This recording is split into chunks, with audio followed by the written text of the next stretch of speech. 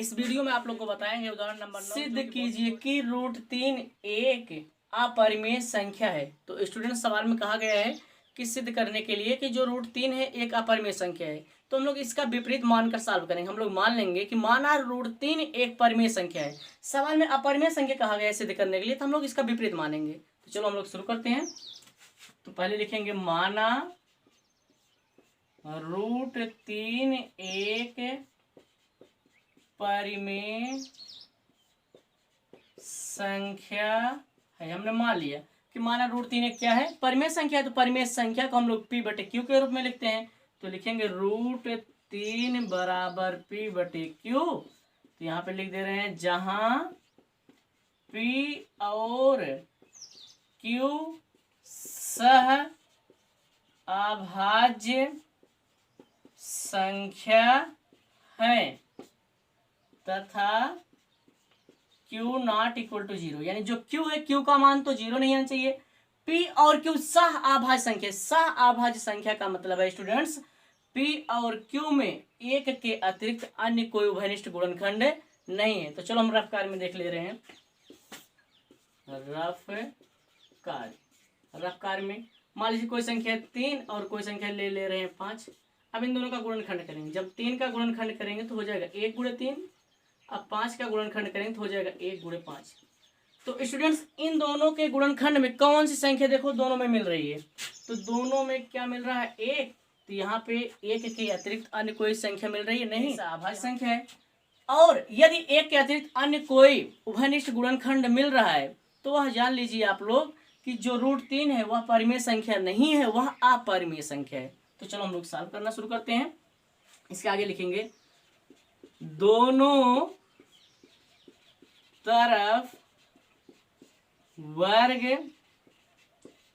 करने पर, दोनों तरफ वर्ग करने पर, दोनों तरफ वर्ग कर दीजिए। इस साइड है √3, इसका भी कर लेंगे वर्ग। इस साइड है P/Q, इसका भी हम लोग क्या कर लेंगे वर्ग। इसमें वर्ग और रूट कैंसिल हो, केवल क्या बचा 3 बराबर P का वर्ग क्या हो जाएगा P², Q का वर्ग हो जाएगा Q²। 3 को ऐसे लिख लेंगे 3। यहाँ पे बराबर के उस साइड देखो Q² जो है भाग हो रहा है, इस साइड क्या हो जाएगा गुणा, यानी गुणे Q² बराबर इस साइड केवल क्या बचा है P²। 3 जो है Q² में गुणा हो रहा है, इस साइड भाग हो जाएगा, तो इस साइड केवल क्या बचेगा Q² बराबर P²/3 हो जाएगा। तो एक पॉइंट लिखेंगे, जब P² 3 से विभाजित, जब P² 3 से विभाजित होगा तब P भी 3 से विभाजित होगा। तो चलो इसका मतलब स्टूडेंट्स हम लोग रफ कार्य में समझ ले रहे हैं। जैसे मान लीजिए कोई संख्या है 10, इसका हम वर्ग कर दे रहे हैं और इसके बटे में 5 लगा दे रहे हैं।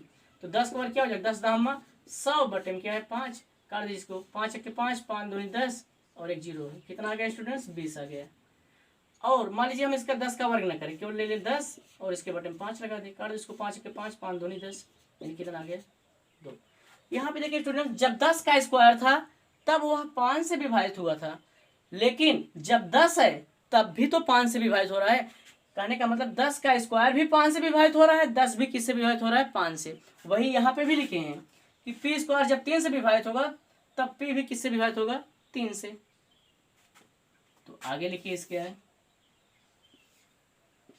इसके आगे हम लोग मान लेंगे कि माना P बराबर 3C, हमने मान लिया P बराबर 3C।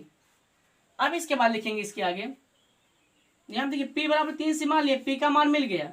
अब यहाँ पे हम मान ले रहे हैं समीकरण नंबर 1, तो यही P का मान समीकरण नंबर 1 में रख दे रहे हैं। तो यहाँ पे लिख दे रहे हैं P का मान समीकरण 1 में रखने पर, हमने लिख दिया स्टूडेंट्स P का मान समीकरण नंबर 1 में रखने पर। तो समीकरण नंबर पहले 1 लिख लीजिए।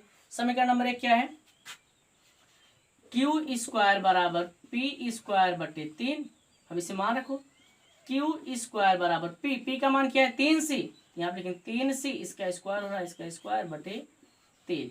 तो Q² बराबर 3 का वर्ग क्या हो जाएगा 9 और C का वर्ग C²/3, काट दो इसको। 3 × 3, 3 × 3 9, यानी क्यू स्क्वायर बराबर आ गया कितना 3c²।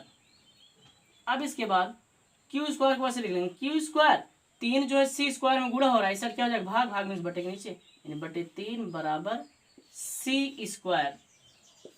अब इसके बाद हम लोग लिखेंगे, इसको इस साइड का ले रहे हैं, इसको उस साइड का ले रहे हैं, यानी c² बराबर हो जाएगा क्यू² बटे 3।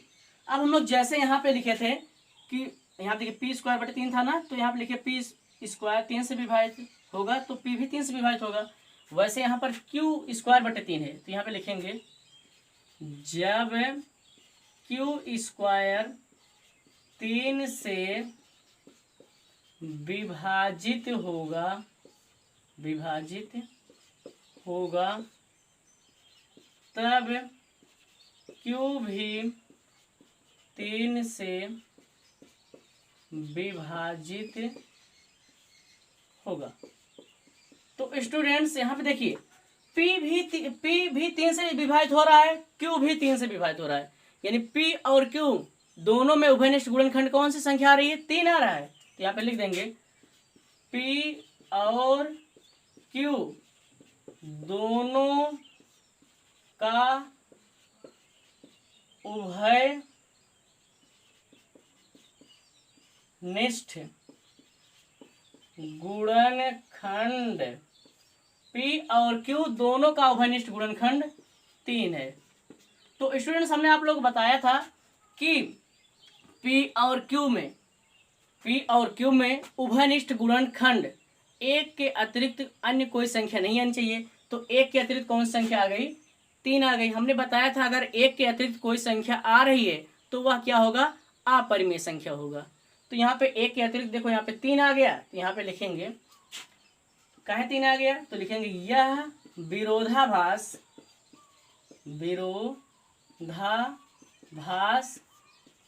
हमारी गलत कल्पना के कारण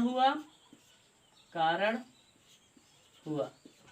यह विरोधाभास हमारी गलत कल्पना के कारण हुआ, अतः √3 एक अपरिमेय संख्या है। तो स्टूडेंट्स हमने आप लोग को बताया था अगर 1 के अतिरिक्त कोई उभयनिष्ठ गुणनखंड संख्या आ रही है तो जान लीजिए वह अपरिमेय है। यहाँ कौन संख्या आ गई 3 आ गई, इसीलिए हमने लिख दिया यह विरोधाभास हमारी गलत कल्पना, हमने गलत मान लिया था, गलत कल्पना के कारण हुआ, अतः √3 क्या है एक अपरिमेय संख्या है। इस वीडियो में केवल इतना ही लिख लीजिए आप लोग।